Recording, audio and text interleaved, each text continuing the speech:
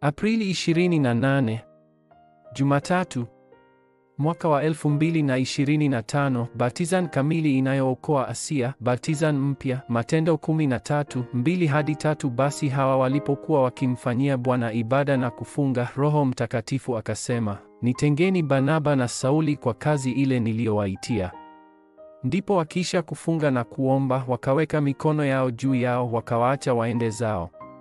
Katika Biblia kuna yaliyomo ambayo huzungumza juu ya kufundisha mambo sahihi na yanayofaa. Hata hivyo, kuna pia yaliyomo katika Biblia ambayo ni wale tu ambao wameokoka wanaweza kuelewa. Wazo moja wasioamini hawawezi kuelewa ni dhabihu ya damu. Hata hivyo, kuna mambo ambayo hata wale ambao wameokoka hawawezi kuelewa. Ni uinjilisti wa dunia. Ili kutekeleza uinjilisti wa ulimwengu, lazima kwanza uharibu ngome iliyo ndani yako na kisha ubadilishe baptizan zako. Shetani anajaribu kukufanya ushindwe kwa kukufanya uanguke ndani ya mitego yake, fremu na minaso yake. Hata hivyo, Mungu alimtuma mwanawe wa pekee kuziharibu kazi za Ibilisi na kukupa uzima wa milele ili usipotee bali uwe na uzima wa milele. Unapoanza maombi ya kuharibu nguvu za giza katika shamba lako na taifa, baptizan 7 zitakuja juu yako na kazi yako. Wawakilishi waliobadilisha baptizan zao walikuwa Musa, Daudi na Paulo. Je, unapaswa kufanya nini ili kupokea jibu hili moja?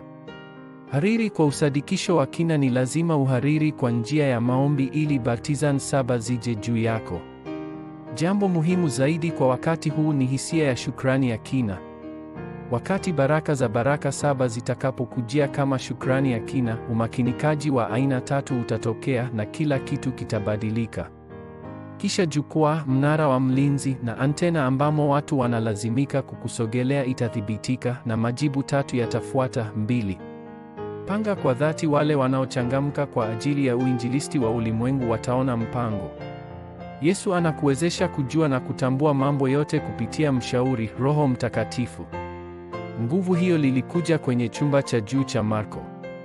Petro na Filipo ambao waliona hili, waliona mpango wa Mungu. 3.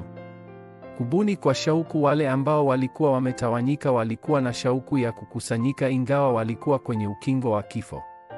Waliomba kwa bidii wakati huo kabla ya kwenda kwenye eneo la misheni, hali wakati milango imefungwa na kabla ya kwenda kwa Tirano. Zaidi ya hayo, ili kuzuia nguvu za giza za mataifa yenye nguvu, hata walikuwa na shauku ya kutangaza Injili kwa Kaisari.